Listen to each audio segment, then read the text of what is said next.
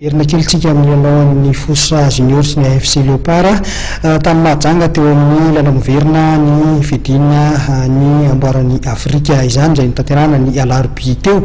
Tafita amin'ny dingana manaraka ny Fossa Junior avy eto Madagasikara ary raraka tapitra eo ihany kosa ny lalan'ny Knapsa Sport fitinina aminao anatin'ity fanadihadiana ity ny fizotrony lalao tany mahajanga mbola hoentiny namanazakino amintsika ihany.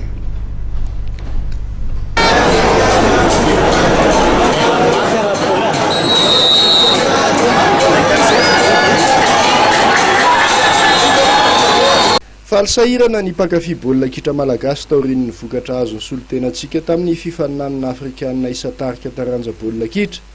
Malokila mantsy sy ny azo lazana ny vokatra satria dia tafita amin'ny fidinana faharoa Fossa Junior FC raha ny farana teo kosa ny dian'ny Knapsa Sport.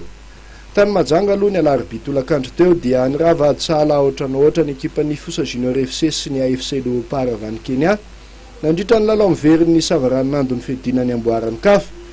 Vokatra izay mampety ny solitena malagasy satria nisaraka ady sahala rainoraino rotota tany Kenya nandritra ny lalao mandroso. Tombony ho an'ny Fossa Junior FC ny napiditra baolina tanin'olona araka izany. Raha iverenana moa ny lalao natao tany amin'ny Kianjarabe Mananjara dia tokony hivoaka mpandesy mazava ny ekipan'ny Fossa Junior FC. Baolina maromaro tokoa mantsy no tokony tafiditra izy ireo.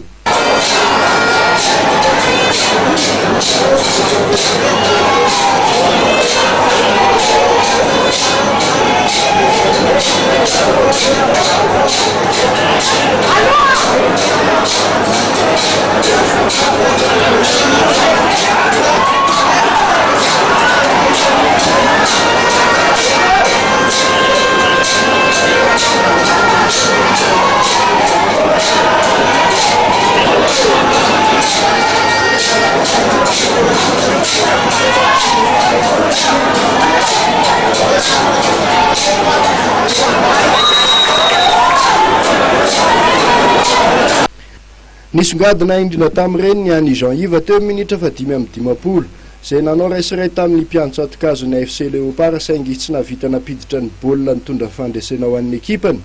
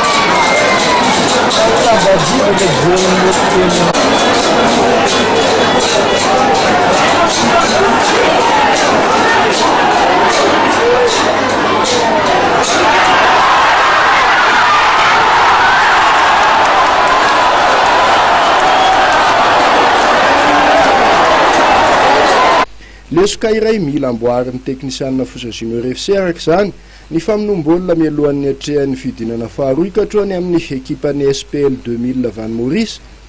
Ny ekipa maurisiana izay nandresy ny ekipa tompon'ny amboara komoriana tamin'ny isa 4 anoray nandritra ny lalao miverina natao tany an-taniny. Nisaraka ady sahala rainoray kosa ny rotota nandritra ny lalao mandroso natao tany Komoro. Nifanoatra tamin'izay dia tsy navita nitazona ny tombony azony nandritra ny lalao mandroso ny ekipan'ny Knapsa Sport tany Uganda. Resy ny KCC AFC tamin'ny saraina ohatra tokoa mantsy ny ekipa solitena malagasy nandritra ny lalao miverina savaranando ny fidinan'ny tompon-daka isatarika natao tany Kampala renivohitra Uganda ny alarobia tolakandro teo ihany.